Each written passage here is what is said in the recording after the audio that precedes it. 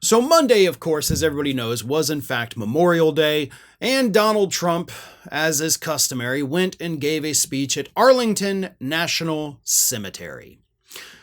The speech was attended by people who had lost loved ones in active duty service to our country.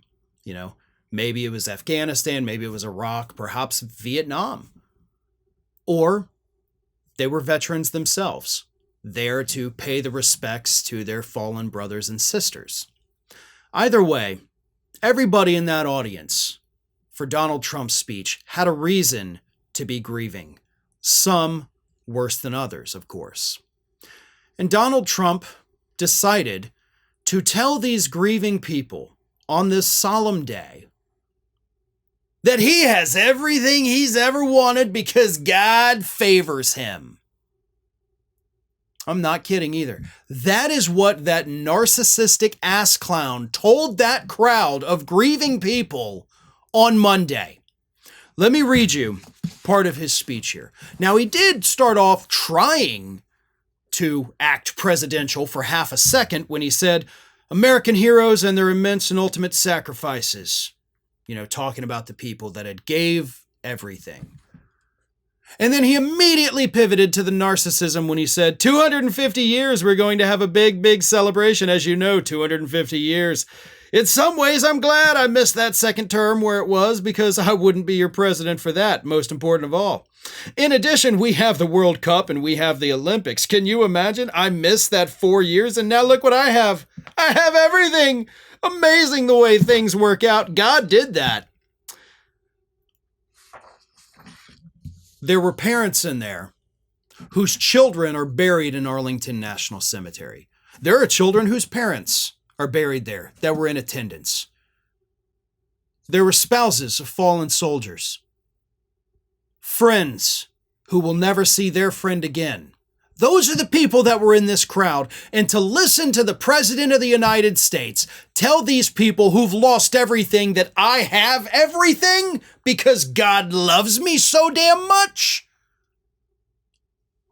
We have seen Donald Trump throughout the years hit levels of narcissism that we never really thought possible, but nothing compares to this. Oh, and by the way, not done either. He continued. You know, I got the World Cup and I got the Olympics and I said, boy, it's too bad I won't be president then. And look what happened. I turned out and we're going to have a great time. I turned out and we're going to have a great time. That's not even a sentence anyway. But most important of all is the 250th anniversary. That blows everything away, including the World Cup and including the Olympics as far as I'm concerned. Donald, did you ever stop to think that maybe they agreed to do the World Cup and the Olympics here because you weren't supposed to be president at that time? Like, even if you'd won your original second term, you would have been gone by now? And they never thought in a million years Americans would be stupid enough to vote for you, then not vote for you, then vote for you again? Maybe they were like, hey, that's far enough down the road. We'll be safe. We could do it.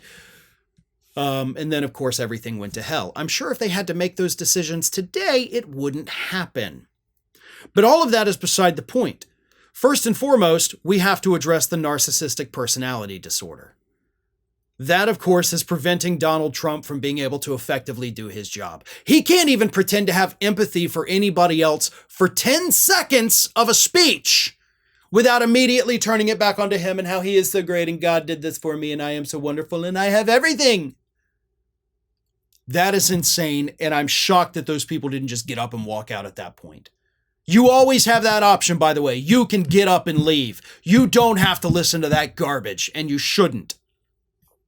But I understand. Solemn occasion, you didn't want to do that. I do get that. Second of all, non-complete sentences, the repetition of certain words and phrases and stories and over and over and over and over, like we saw also with his speech at West Point, those are symptoms of vascular dementia, which is caused by reduced blood flow to the brain, which makes sense because Donald Trump is on multiple blood thinners and blood clot medication and cholesterol medication. So we have very clear symptoms of this mental disorder, narcissistic personality disorder, and symptoms of neurological disorders like vascular dementia.